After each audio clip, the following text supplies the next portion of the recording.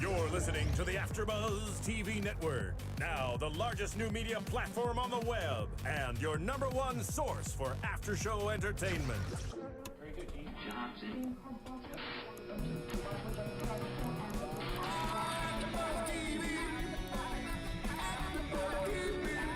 From the AfterBuzz Studios in Los Angeles, California, presented by Maria Menounos and Bing.com, and streaming live thanks to Akamai Technologies. This is AfterBuzz TV's Under the Dome After Show. We'll break down tonight's episode and get you all the latest news and gossip. And now, another post-game wrap-up show for your favorite TV show. It's AfterBuzz TV's Under the Dome After Show.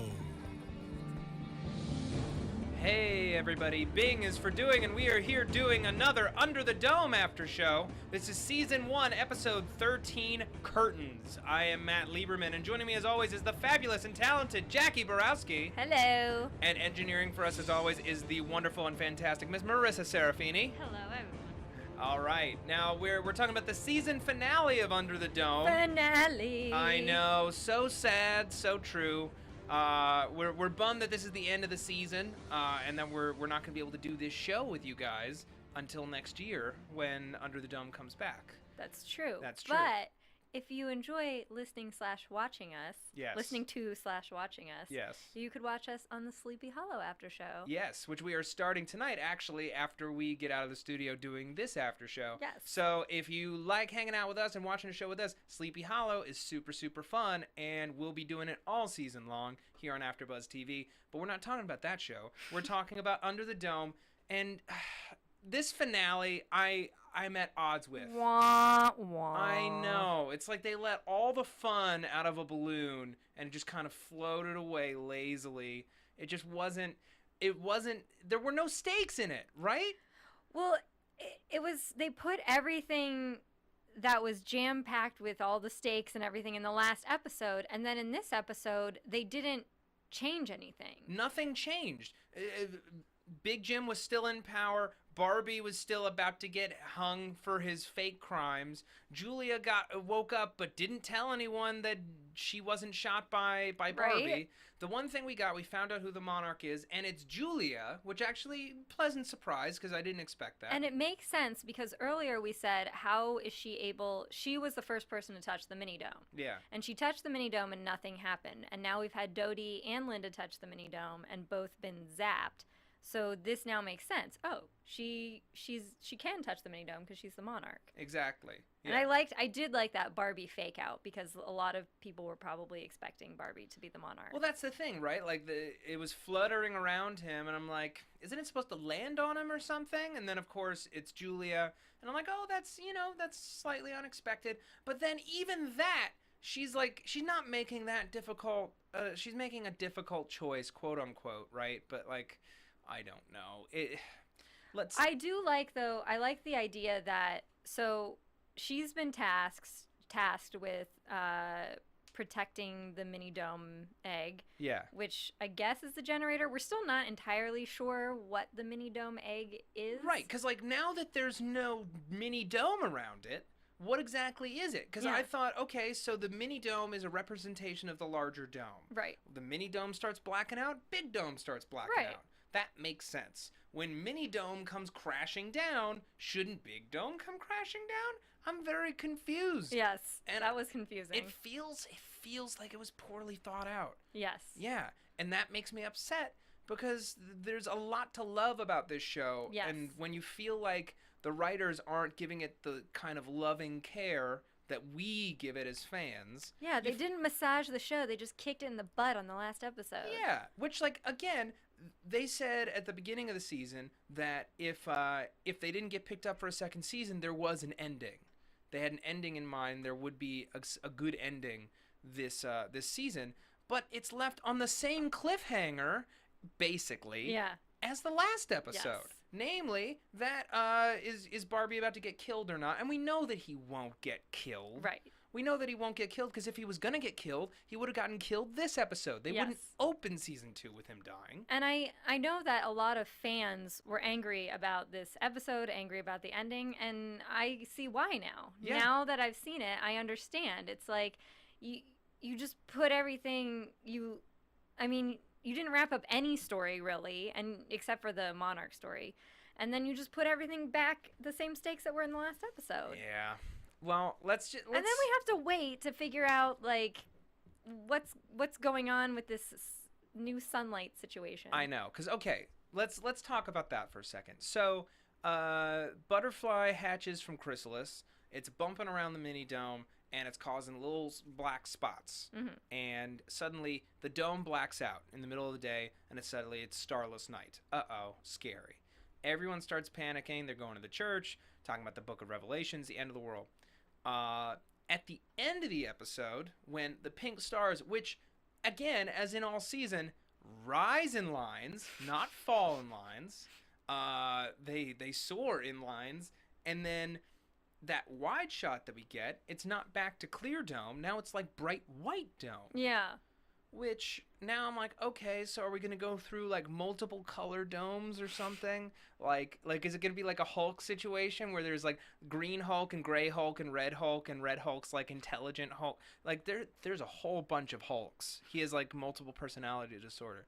That's a whole thing that most viewers and listeners don't care about. Maybe it's the emotion of the dome. Yeah, now it's like... Now the dome's, like, happy because Julia did what it told it. But it's not told her to happy. do. White isn't like a happy color. It's more kind of like a pious color, Yeah. like it's praying or something. Like yellow would be happy dome, maybe, or like Yeah. a sky blue.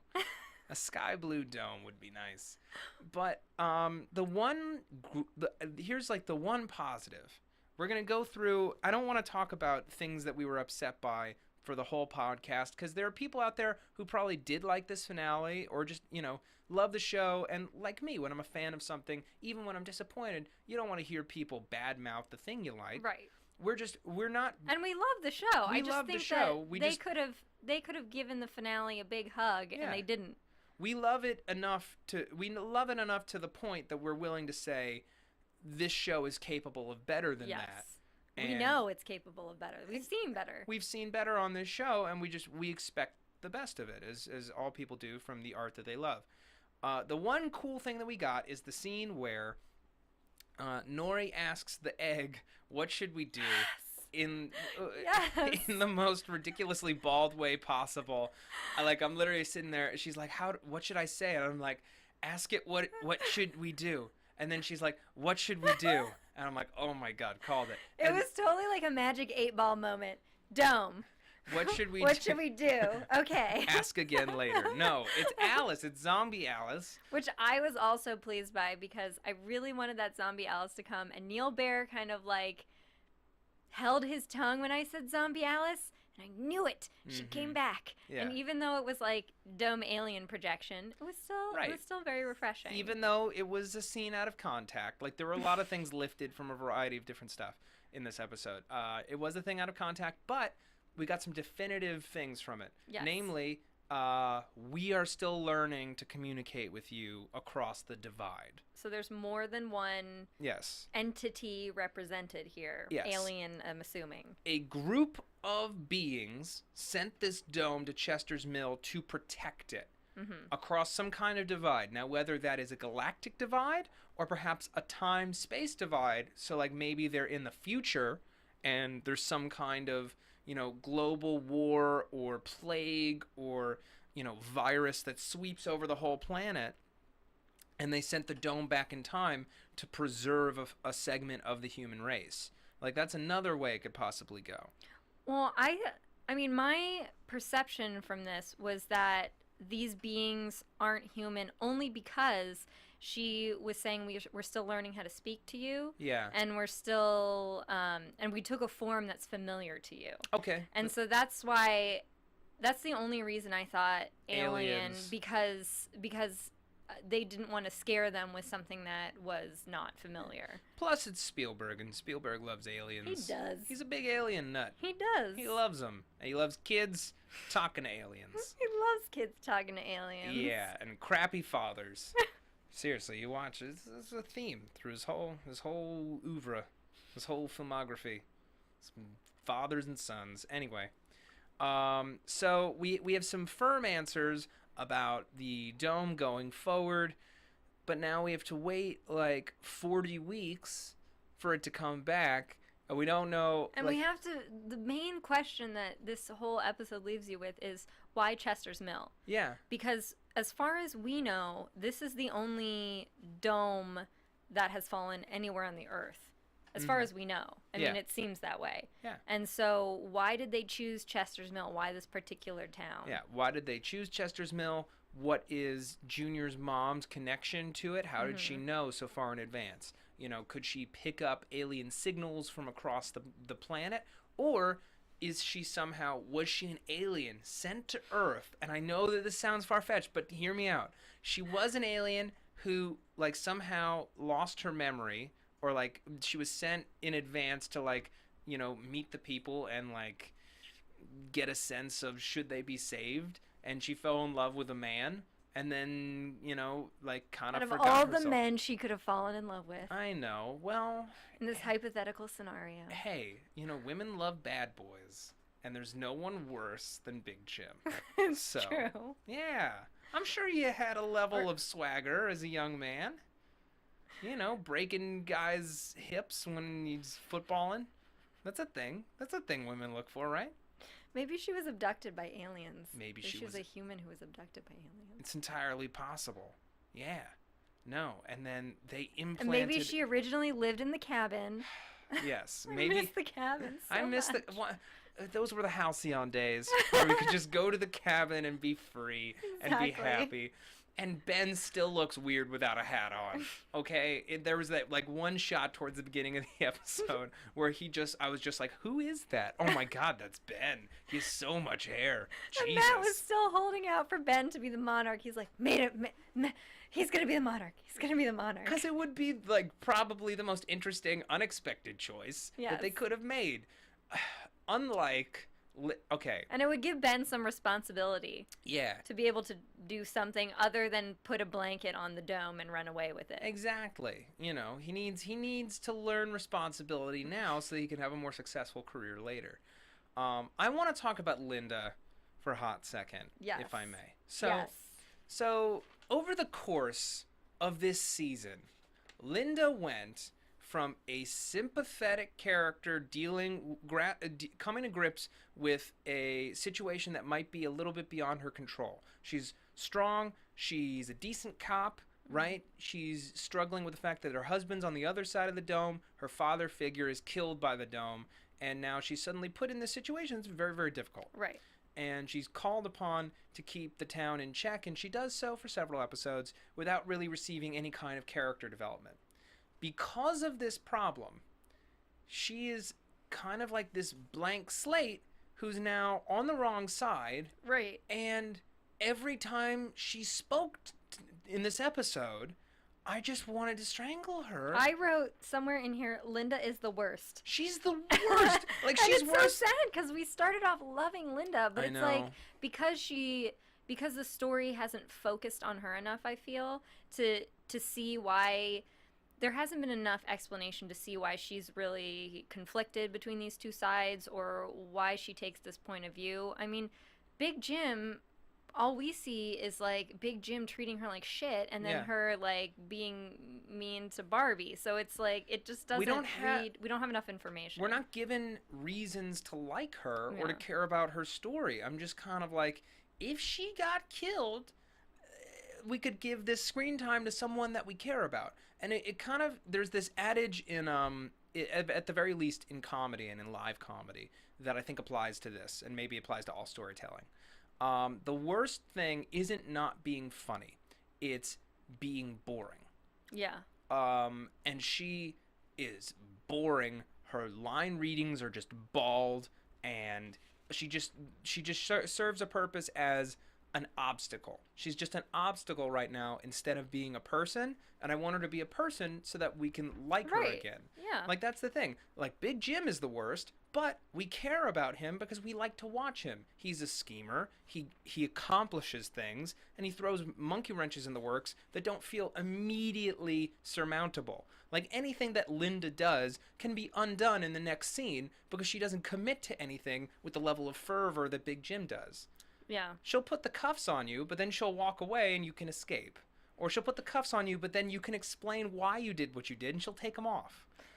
And gone is the Linda who was, like, in the beginning, you know, like, sharpshooter Linda, who was like, this is what we're doing. Mm-hmm. It's because Linda now, she's just given up control of the town. She's given up trying to have any sort of control of the police force, any control of the town, and it's made her seem like a wet blanket. Yeah. Because she goes to Big Jim and she's like, oh, Big Jim, schmoopy schmoopy, like, this town needs you, la la la. And it's just, at the point you're watching it, you're Big like, this Jim, is disgusting. Big Jim, you were chosen.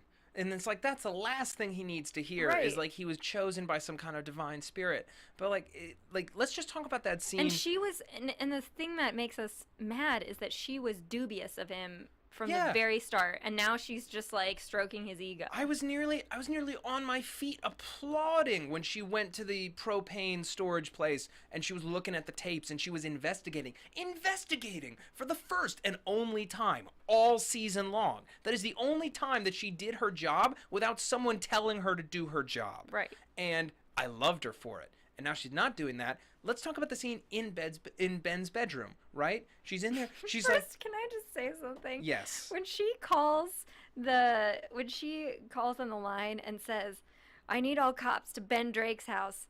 I love that this town is so small that you don't give an address. You don't say, like, on the corner of this and this. Just come to Ben Drake's house. Everybody eats at Drake's. We got the best weed cookies anywhere. Because, of course, he makes weed cookies. He's a stoner. He certainly does. He is a burnout. But, like, yeah, that whole scene was just, ugh.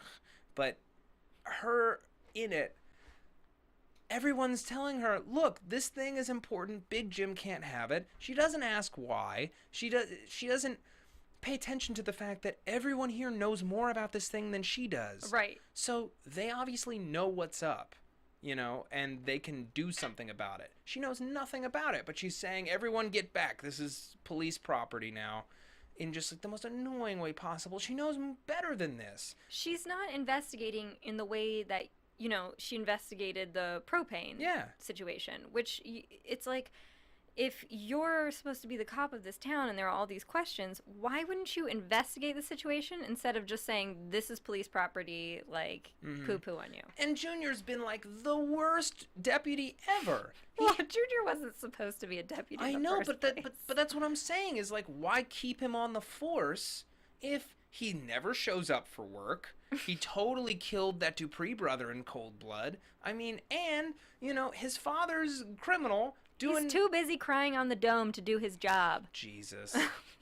Oh my God, the faces he was making when he was rubbing his body on the big dome were so hysterical. And, like, I can totally imagine, like, a 12-year-old girl seeing and be like, he's so sensitive. Oh my God, he's so cute. Because, like, I could totally imagine him making those faces if he was having, like a kind of, like, a sad dream. You know, Alex Koch plays crazy so well. He does it so well. And it's that blend of, like I've been saying this whole time, it's that perfect blend of, like, you're like, oh, you poor puppy. Exactly. And then, like, you're kind of nuts. Oh, you puppy with rabies. I mean, that's basically it, you know. And, like, good on him for, like, you remember how I felt at the beginning of the season versus now. And now I think his face is adorable. And before I was just like, it's way too big. It's that... I hope we get him next season. Jackie before the show was talking about how it's her mission to get him on the show next season so I can answer for all of my insults. I was going to sit him right next to Matt. Yeah. Oh my God, I might. I was going to sit him and Linda next to Matt, and then it would just be an interrogation. Great. It's gonna be good times. Okay, so let's just kind of like break it down character by character. Let's talk about this episode. We can talk about this season, what we want to see from them next season. We kind of have like a big wide open book because the show didn't really give us much to go on. Although, I mean, I do have to say, so Julia, the last image of Julia, you know, she's making what is the hard decision. Yeah. She tells the kids to go away, and she says, okay, I have to make the decision between saving the town and saving Barbie, and I'm going to save the town. And so that was her decision, to drop the egg in the water to save the town. And we knew something had to happen because she's doing what the dome told her to do, which is protect the egg, save the town.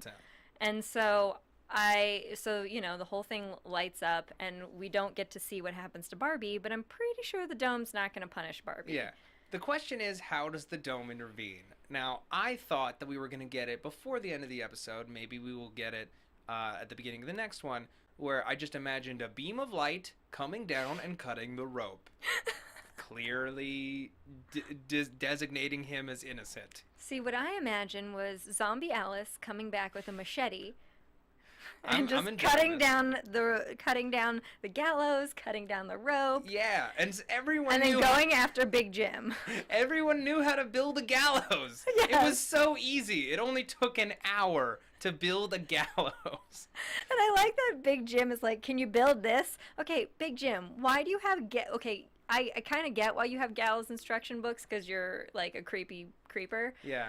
But he basically pulls out like, "This is the official town gallows instruction booklet. This is how 100 years ago we built a gallows. And Phil, I think you're the right guy to get carpenters to build this gallows." Because they didn't hoard all of the town guns, so we could not shoot him. We have to hang him. Well, it's like Barbie said, he wouldn't kill him without an audience. And what draws an audience more than a good old-fashioned hanging? Oh boy. So then Phil, who clearly knows all of the carpenters in town, He's gonna kill Barbie for Dodie, because he still thinks that he murdered Dodie. Although I am sad that it's like, Barbie, you know that Phil's reacting to the. Does Barbie know that Dodie's dead? No. Well, no. I think he knows because Big Jim told him that he's also dying for that murder. Oh, okay. Because it's. No, it's actually, like, if you I don't know... think anyone specifically told him. I mean, I imagine, by this show's logic, I imagine he knows, even though we did... Because if you know, here's the thing, if you know that Phil is hurting because of Dodie, why would you roundhouse kick him in the face like a million times? Because he roundhouse kicked him in the face! I know, but it was out of pain and sadness. Well, he had to roundhouse kick him 12 times just so that he could get out, you know. It's... Listen. I felt so bad for Phil in that moment. I know, and he was still wearing that dumb shirt. I'm sorry. It's a banjo and a guitar and a violin on the same shirt. Not everyone can have Maxine's crazy store of clothing, okay? Well, maybe they should. Maybe they should all go to Bird Island and check out her Filene's Basement-esque basement full of clothes. Filene's Basement is a New England-based department store with very, very cheap clothing. For those who do not know what Filene's Basement is. Okay. So Barbie, I mean, he will survive. He will. He will survive. Yeah. Okay. Here's the thing, right? I want him to survive. I want Barbie to survive. I think everyone does. I mean, he's like, Barbie and Julia are heroes. I know. But if the show were to come back and Barbie died in the opening minutes, I mean, it would piss a lot of people off. But I would be like, okay, this show can surprise me. I'm reinvested because now I know this show is willing to take anyone that I like and put them to the sword. They're willing to take crazy risks that might alienate their viewership. Like, I don't want to see it happen, but at the same time, if it happened, I'd be on board just for the sake of the fact that everyone that we like now doesn't have a badass protector. And now they're all fending for themselves. And if Julia's the monarch, she should be able to badass protect everybody anyway. Exactly. Like, where are her dome powers? Yeah. Like, that's half We what I really expected. did want her to have like light shooting out of her fingers. Yeah. And, yeah. Or at the very least, like, she opens her mouth and just millions of butterflies pop out. Yes. Like, that's what I thought was going to happen. I thought, like, the monarch butterfly was going to fly around and then zoom into someone's heart and then just, like, and then just crazy. She'd be like, yeah, it'd be like crazy the end dome of light. Beauty and the Beast when he changes back into a real person. Exactly. And the light shoots out of his body and he's like twirling in the air. Exactly. But Yeah. we don't have the effects budget for that, so instead, butterfly We use landed them all the on end. making the dome white again. Yeah. Great. All right, so Barbie at the beginning of next season, likely alive. You know, it all depends on how the dome gets him out of this situation. Yes. If it looks like divine intervention, he will be safe. But then, like, what? Does Big Jim get arrested at the beginning of next season? Probably not. I honestly have no idea how they're supposed to undo this finale. I have no idea. Because it's like you have Big Jim, and I think that was another thing that was so frustrating for the viewers. It's like, how do you undo this? Like, how do you make people start to rally behind Barbie? Because it really just comes down to Barbie and Big Jim, and Big Jim is so far winning because he has the whole town thinking that he's a murderer. He's gone in and gave this speech that makes him seem more sympathetic, where he's saying that, you know, I don't know how we get out of this, but I have faith that we're going to get out of this, you know, and he's rallied the town behind him. Yeah. He's got them to build a gallows, for goodness sake. In an hour. In an hour. It was a quick gallows. Quickie gallows. I don't know how they undo that. But I imagine that if Barbie is alive, he'll be, you know, Julia's attack dog and lover and so on, and that'll be fine and good. And then they'll go squatting on Bird Island. Yeah. Oh, Bird Island. I was hoping that she was taking the egg to Bird Island. Yes. That's what I wanted. Okay, so Julia, monarch, not sure what to do with all of her crazy new powers that we totally haven't seen yet, but she totally has to have, because come yes. on, she needs dome powers. I mean, if the dome can, like, recreate dead people to, like, talk to people and, like, learn their language, it can totally give Julia dome powers. Yeah. What I don't want is and this is what the paintings, this is why I have a problem with the paintings, right? So Heroes was a show, it was on NBC, like 2006 to 2010, and for the first season heavily featured paintings that told the future. And I'm just hoping that they don't keep pulling out paintings whenever they need clues, because that's what Heroes did. They would just find more paintings, even though the painter himself died in season 1. There would just be more paintings that just came out of the woodwork later in the show. To be fair, though, I think these paintings were more, not as much clues about what's going on, but just like it seemed to like directly correspond with events that were happening. I know, but I think there's gonna be at least one more painting. I'm telling you, next season there will be one more painting that will. It's gonna be of Julia. Yeah. And it's going to be like, you know, there was always this red-headed woman crowned in light in this painting, and it never made sense to me. But now it does, because that happened yesterday. Wow. Speaking of these paintings, Yes. can we talk about how Big Jim starts to manipulate Junior? Yeah. Okay, so... Like emotionally manipulating him, using his mother, his dead mother. to get him on his side. Cruel. Yeah. Because I know he loves Junior to an extent, but it's just like... No, here's the thing, right? Now he thinks that he has this divine right to power, that they have been chosen, and that his son, that he is God and his son will be Jesus. Basically. Junior is basically his Jesus to him. And he's just like, you will... The iTunes viewers can't see my face, but it hurts. Yeah, her face hurts so bad, so you should go to YouTube and you should go look at the face. I thought my eye wasn't going to drool today, but I'm almost crying at that statement, so... We literally switched spots so that your eye would not drool. And, like, take a look at my eyes. I know. Beautiful. Beautiful. Dangerous. It's the power of being Matt. I know. Well, that's my dome power. It's my eyes don't drool when sitting in the air conditioning. But yeah, he totally is just sort of like, son, you're special. We have been chosen by destiny, and we shall rule together and bring us into a new age, the dawning of a new age on the verge of the dome, and blah, blah, blah. And he's like, I've always loved you, and we will never lie to each other again, will we, son? And Junior totally buys it, which kills me because it's like, Junior, I know you love your dad, but you have called him out before on him being manipulative and him being creepy, and because you're kind of creepy, you're generally tuned into that sort of thing. But here's which was so frustrating to me. I was like, why did you hug him? Anyone whose family relationships are lacking always pines for the family that they'll never have. That's true. And on some level, they will always hope that it will someday exist and that things will change. And that's going to be Junior's blind spot forever. No matter what his father does to him, on some level, he will always hope that things will change. And I think that that's this again. Yeah. You know, and here's the thing.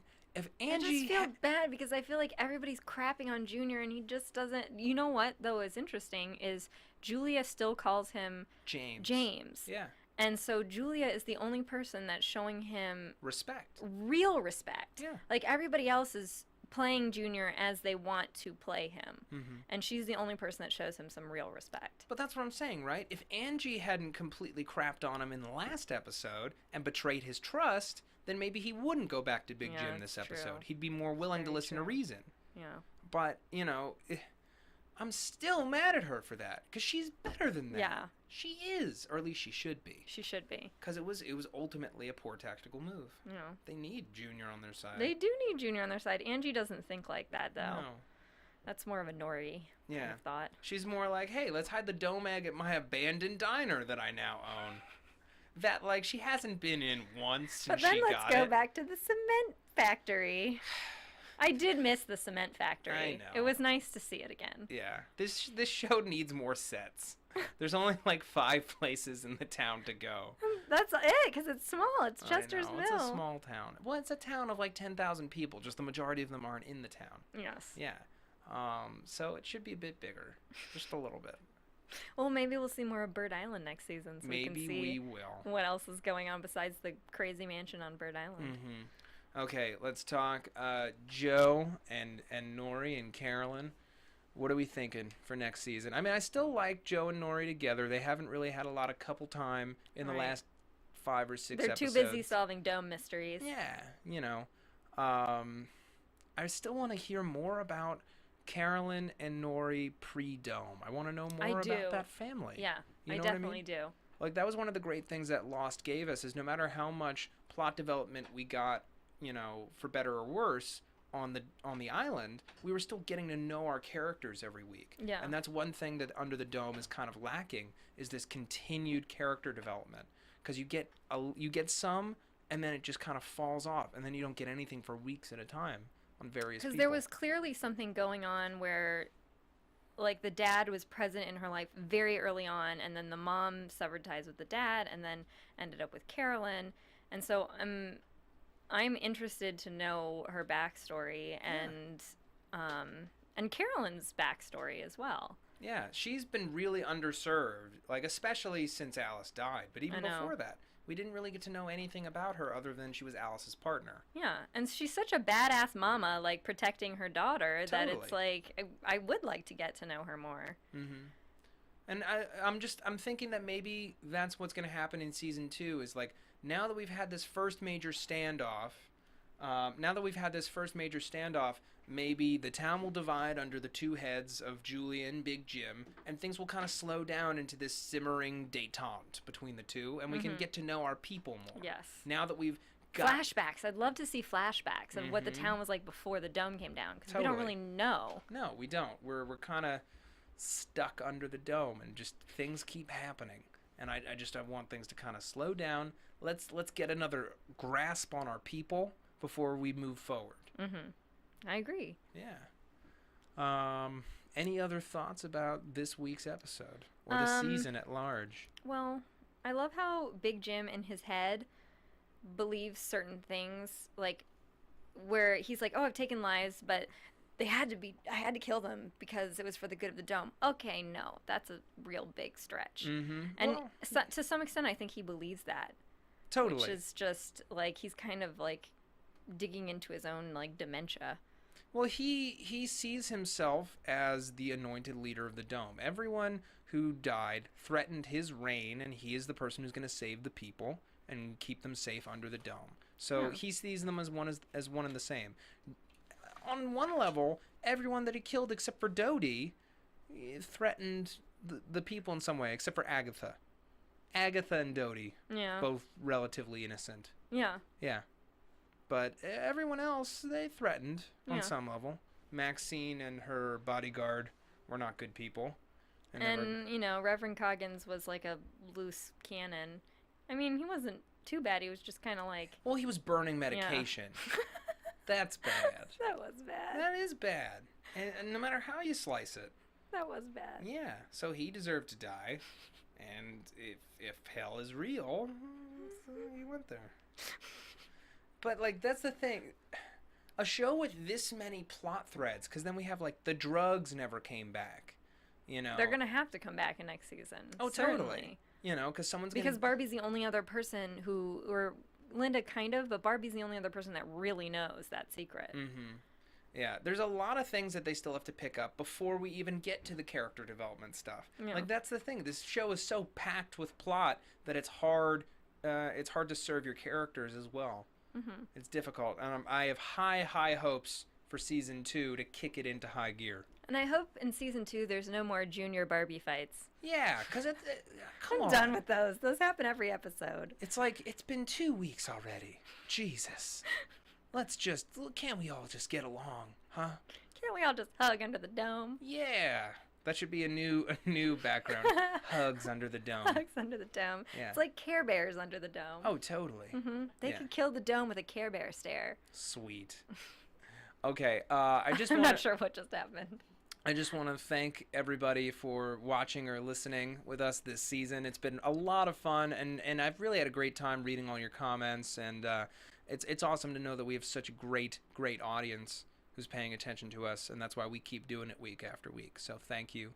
Yes, thank you very much. And we will see you next summer. Pay attention to our Twitter, and anytime we see news, we'll post it.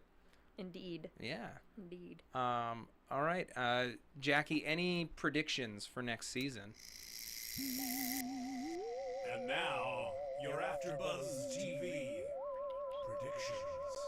I feel I gave a lot of them out. Yeah. I think Barbie's gonna live. I just think the dome has to save him, and I think the dome is going to save him because of Julia's sacrifice. Yeah.